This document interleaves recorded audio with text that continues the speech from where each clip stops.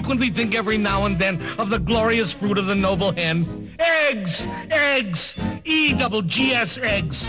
My knowledge of eggs is tremendously wide. I've eaten them boiled, I've eaten them fried, poached and shirred and deviled and scrambled, omelets, schmommelets, cobbled and scrambled. I've eaten them beaten and swizzled and swazzled, frizzled, gedizzled, bamboozled and fuzzled. I know every way that an egg can be guzzled. And thinking of eggs reminds me of Sam, whose favorite dish is green eggs and ham.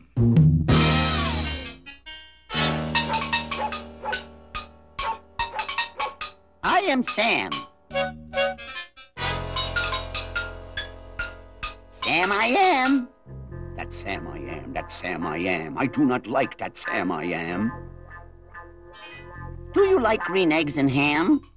I do not like them, Sam I am. I do not like green eggs and ham. He does not like them, Sam I am. He doesn't like green eggs and ham. Would you like them here or there? I would not like them here or there. I would not like them anywhere. I do not like green eggs and ham. I do not like them, Sam I am. He doesn't like green eggs and ham. He doesn't like them. Would you like them in a house? Would you like them with a mouse? I would not like them in a house. I would not like them with a mouse. I would not like them here or there. I would not like them anywhere. Green eggs and ham. He doesn't like green eggs and ham. He doesn't like them. He doesn't like green eggs and ham. Would you eat them in a box? Would you eat them with a fox? No, not in a box, not with a fox.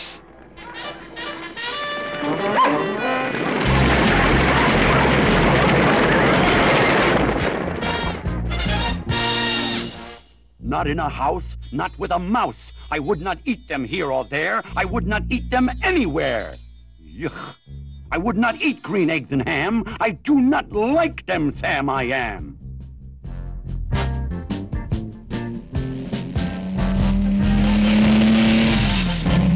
Would you, could you, in a car? Eat them, here they are. I would not, could not in a car.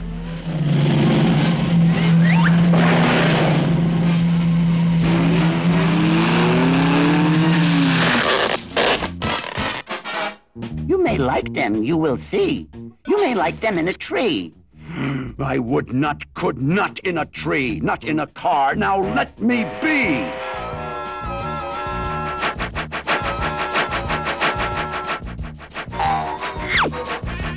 Not in a box, not with a fox, not in a house, not with a mouse. I would not like them here or there. I would not like them anywhere. I do not like green eggs and ham. I do not like them, Sam I am. Sam, oh Sam, oh Sam I am. He doesn't want him, doesn't need him, wouldn't touch him, wouldn't eat him, wouldn't like him here or there. Or anywhere.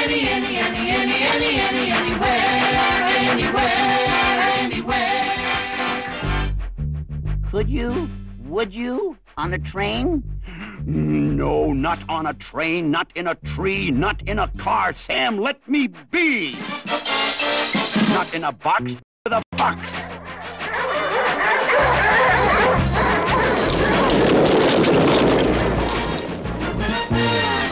Not with a mouse, not in a house, not here or there, not anywhere.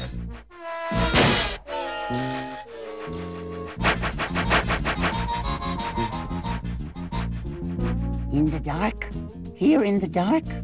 Would you, could you, in the dark? I would not, could not in the dark.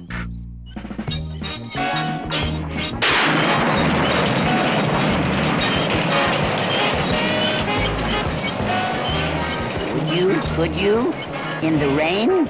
I would not, could not in the rain. Not in the dark, not in a train, not in a car, not in a tree. I would not like them, Sam, you see.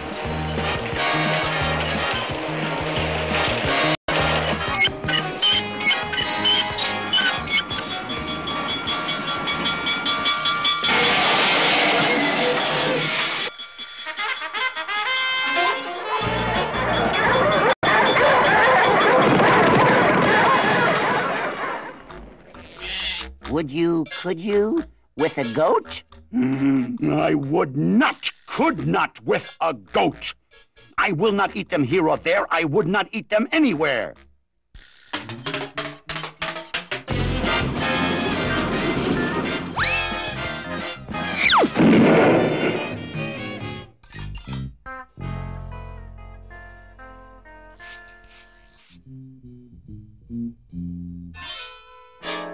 Would you, could you, on a boat? I would not on a boat. I will not with a goat. Not in the rain, not on a train.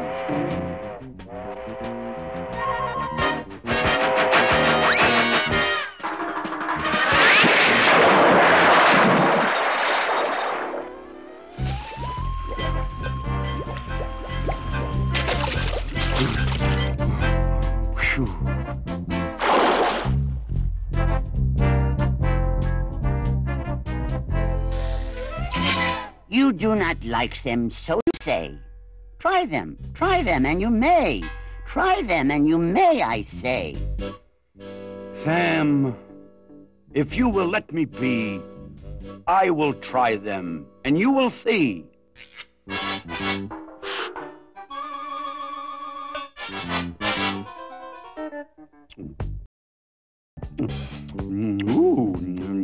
Ooh. Oh, say! I like green eggs and ham. I do. I like them, Sam, I am. And I would eat them in a boat, and I would eat them with a goat, and I will eat them in the rain, and in the dark, and on a train, and in a car, and in a tree. They are so good, you see. So I will eat them in a box, and I will eat them with a fox.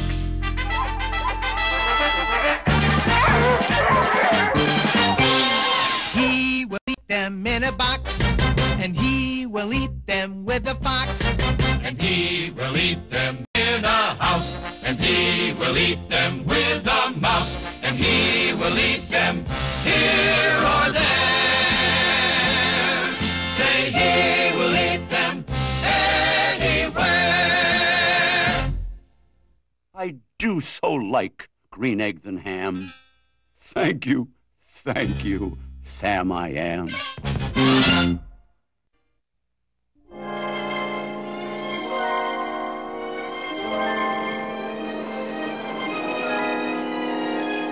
Oh, at the edge of each ocean, you'll always find beaches.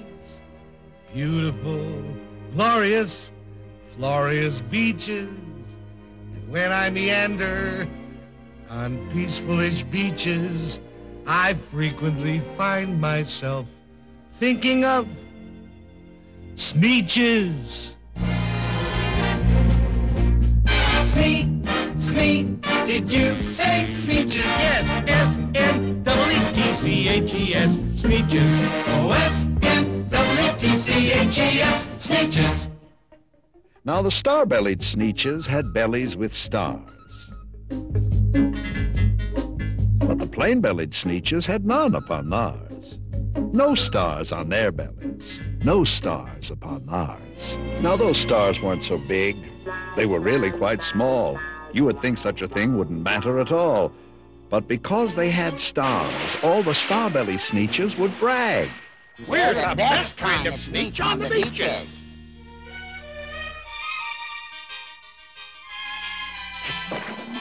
With their snoots in the air, they would sniff and they'd snort.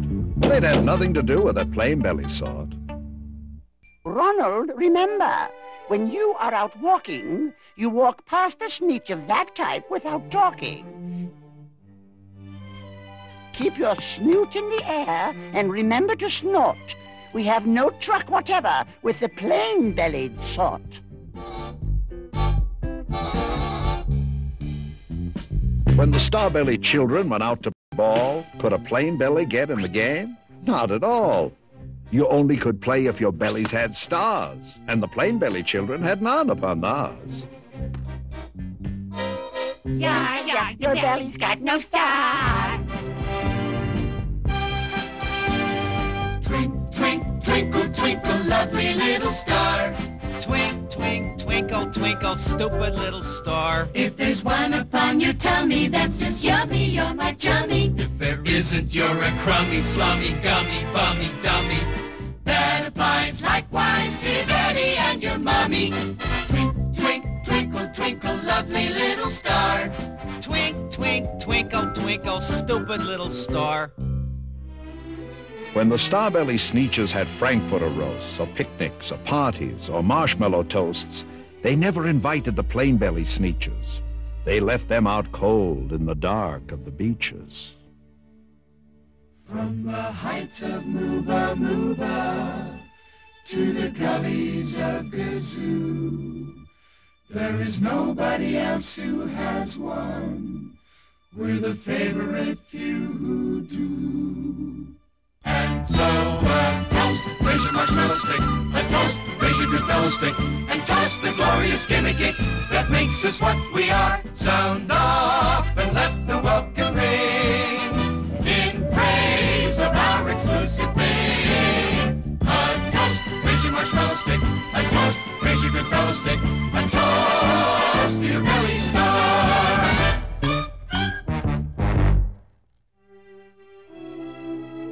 They kept them away, never let them come near. That's how they treated them year after year. They got snubbed, they got snooted, their bottoms got booted, while the star-bellied Sneetches all taunted and hooted. They just are not suited. No stars upon theirs. Then one day, it seems, while the plain-bellied Sneetches were moping and doping alone on the beaches, just sitting there, wishing their bellies had stars, a stranger approached in the strangest of cars.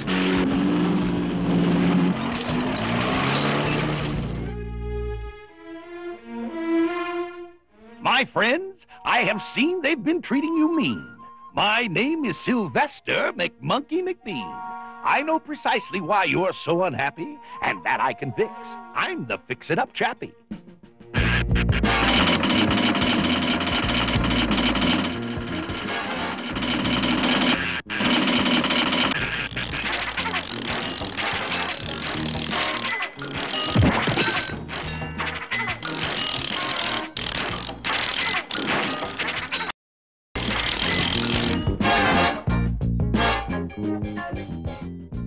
My prices are low, and I work with great speed, and my 100% guaranteed.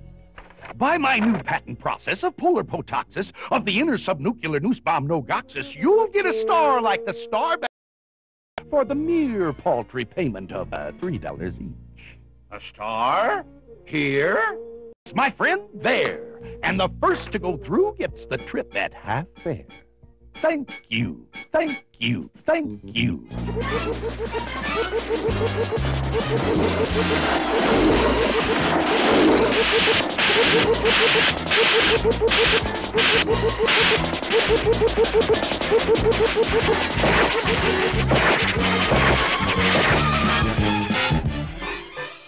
It works! Yeah! It works! It works! Them over there, they got stars upon theirs. And we over here, we got stars upon ours. We got 'em all, so we got 'em too. For every little bitty bit as goody good as you. Now we're socially acceptable toast. You'll have to send us invitations to your Frankfurter roast. Stars, stars, bless our lucky stars. All the Sneetches on the beaches now got stars upon theirs.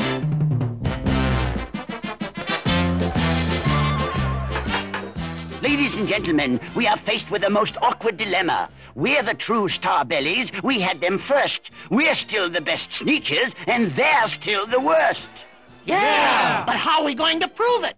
Which is which? I can't tell us apart. Let me through. Excuse me. Step aside, please. Thank you. You don't know me, my friends, but calm down if you can. I'm here to help the original Starbelly clan. Those upstarts, it's true, now have stars just like you. But follow me, my friends, and you know what I'll do? I'll make you again the best Sneetches on the beaches. And all it will cost you is $10 each.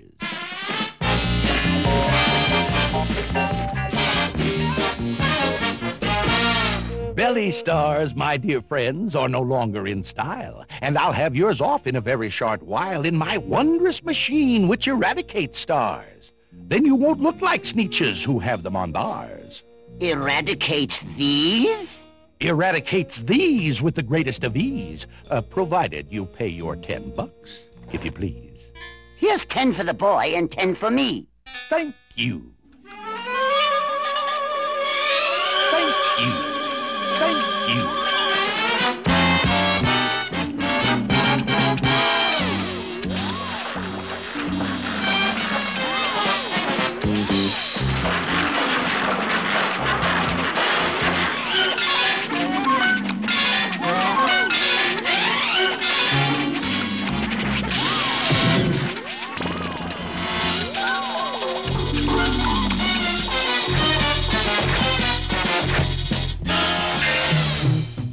How original! How distinctive. How exclusive!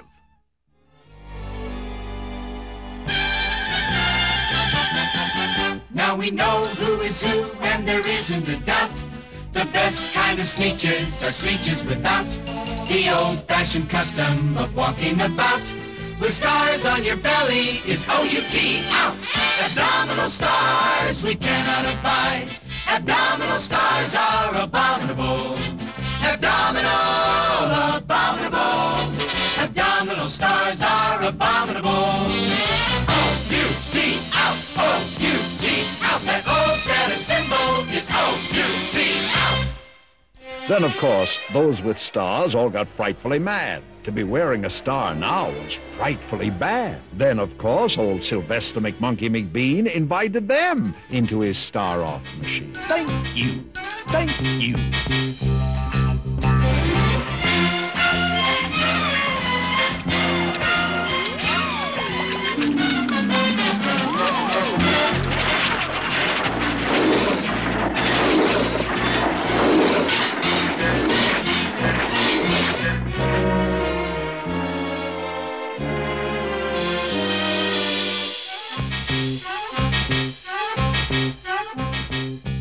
Then, of course, from then on, as you'll probably guess, things really got into a horrible mess.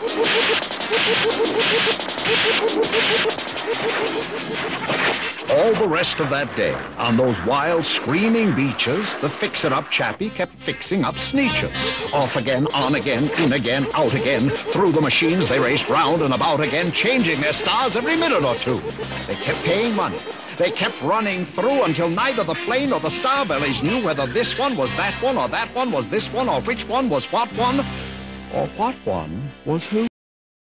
Then, when every last cent of their money was spent, the fix-it-up chap packed up, and he went.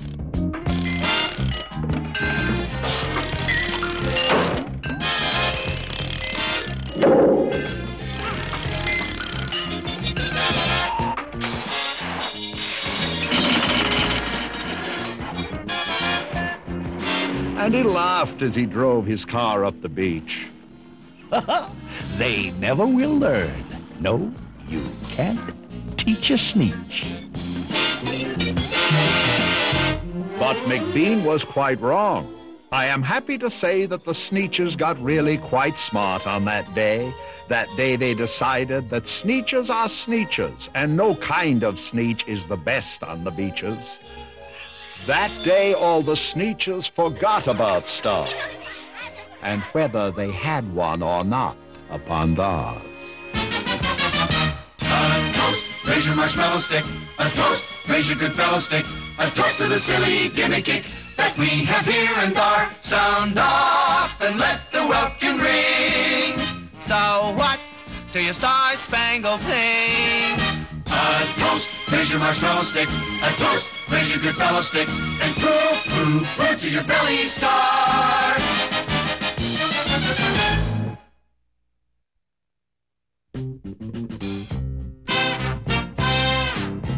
Oh, beyond the last mountain, the very last mountain, beyond the last Zanica tree, beyond the last woomph bush, the very last woomph bush, there is a vacuous, vacant prairie, the prairie of Prax and the tale of the Zacks.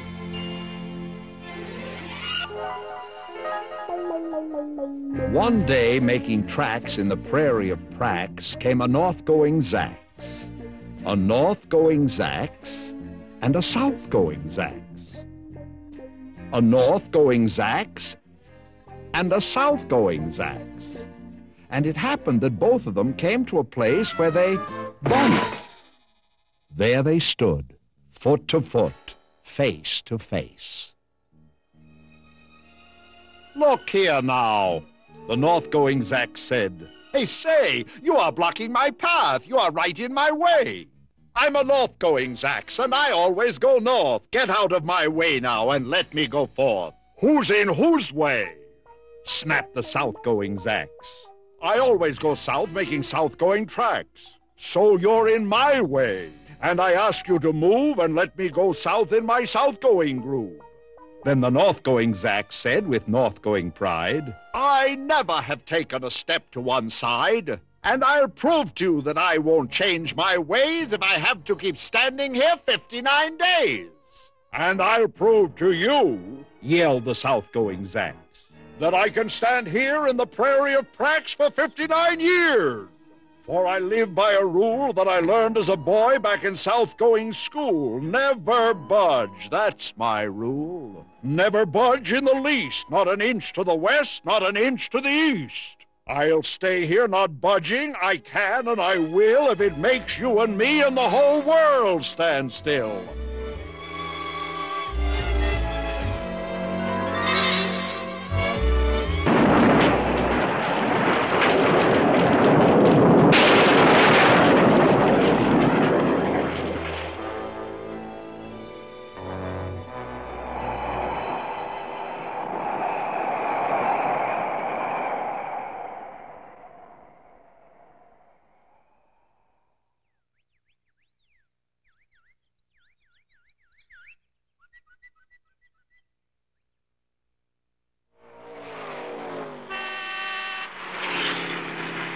Well, of course, the world didn't stand still. The world grew. In a couple of years, the new highway came through, and they built it right over those two stubborn Zax and left them there, standing unbudged in their tracks.